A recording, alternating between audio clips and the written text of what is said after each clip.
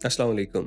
Saudi अरब में वो तमाम गैर मुल्की या इवन के बाकी अरब रियासतों के अंदर भी जो अपने हुकूक हासिल करने में सुस्ती कर देते हैं और ये समझते हैं कि अदालतों से हमें इंसाफ नहीं मिलता, ये उनके लिए बड़ी ख़ास वीडियो है, क्योंकि इसमें किसी डायरेक्टली गैर मुल्की का जिक्र नहीं है, गैर मुल्की दूसरे एंड पे है। लेकिन आपके लिए ये वीडियो बड़ी फ़ायदेमंद है अगर खुदा न खास्ता कभी आपको अपने हक़ के लिए अदालत का दरवाज़ा खटखटाना पड़ जाए, क्योंकि जब पहले मेंटली आप प्रिपेयर होंगे तो आप इंशाअल्लाह ताला अपना हक़ लेके रहेंगे। ये एक सऊदी खातून की कहानी है जो सऊदी पासपोर्ट जिसने अपना दिखाया, पूरा डिटेल उसने सऊदी अखबारात को बताई और कहा कि मुझे पूरे 6 साल लग गए इंसाफ लेने में, और मद्दे मुकाबिल कौन था?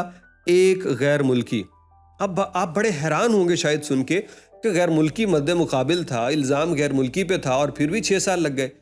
तो जो अदालत के अंदर निज़ाम इंसाफ की पेचीदगियाँ हैं, जो दोनों फरीकैन को सुनना है, उसके अंदर कामयाबी उसी की होती है जिसके पास सबूत सारे होते हैं। स्टोरी सुन लीजिए। ये खातून कहती है कि मेरा एक बैंक अकाउंट था एमिरेट्स के अंदर, यानी दुबई या अबू धाबी के अंदर इनका एक बैंक अकाउंट था जिसके अंदर इनकी अच्छी खासी रकम पड़ी थी। वहाँ पे काम करने वाले एक एशियाई बैंक मुलाजिम ने मेरे नाम के जालसाजी करके मेरे दस्तखत इस्तेमाल करते हुए एक जाली चेक बुक निकाली मेरे नाम पे। फिर उस चेक बुक के ऊपर वो मेरे अकाउंट से पैसे निकालता रहा और उसने पूरे 60 लाख दिरहम मेरे अकाउंट से निकाल लिए।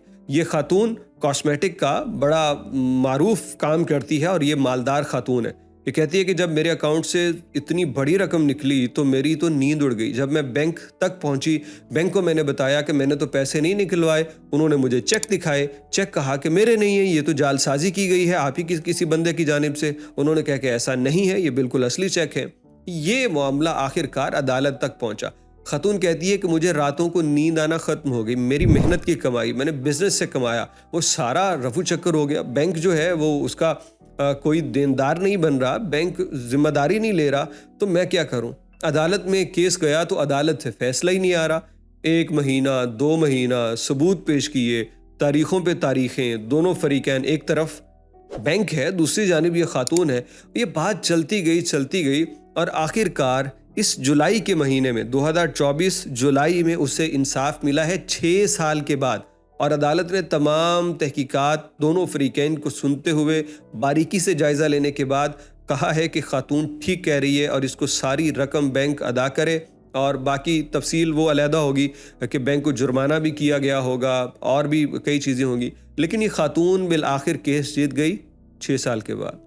सऊदी खातून है, अरब मुल्क की, और मुकाबले में कौन है जिस पे इल्ज़ाम है, जो मुजरिम है इसका, वो एशियाई बंदा है।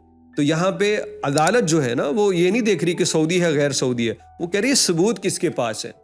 तो 2 चीज़ें आपने हमेशा मेरे अजीज़ दोस्तों ज़हन में रखनी है कि अगर किसी कंपनी या सऊदी के साथ कोई मामला है तो सबसे पहले आपने सबूत हाथ में करना है। कभी किसी को अगर वाइट पेपर के ऊपर दस्तखत करके दिया तो भाई आपने अपना केस ख़राब कर लिया।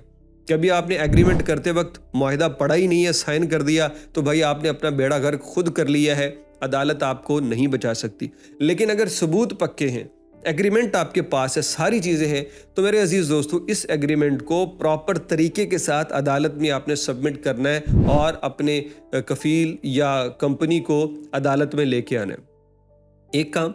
दूसरा काम यह है कि जहन में रखिएगा कि इंसाफ मिलते हुए कई साल भी लग सकते हैं। मेरे कुछ अजीज़ दोस्त हैं जद्दा के अंदर, 2-2 साल, 2.5-3 साल तक लगे, लेकिन आखिर में वो केस जीते। अब इस अरसे के दौरान फिर अदालत उन्हें रिलीफ देती है, अदालत उन्हें कोई हुक्मनामा जारी करके कहीं काम करने की इजाज़त भी देती है, मामलात चलते रहते हैं। लेकिन अगर कोई आपके हक तलफी कर रहा है तो उसे ऐसे ना जाने दो कि यार मैं इतनी देर क्या करूँगा। डट जाओ, इंशाअल्लाह ताला फ़तह आपकी होगी। देर लग सकती है लेकिन निज़ाम इंसाफ में अंधेर नहीं है। आपके पास सारे सबूत सब कुछ है, तो इंशाअल्लाह आपको इंसाफ मिल के रहेगा।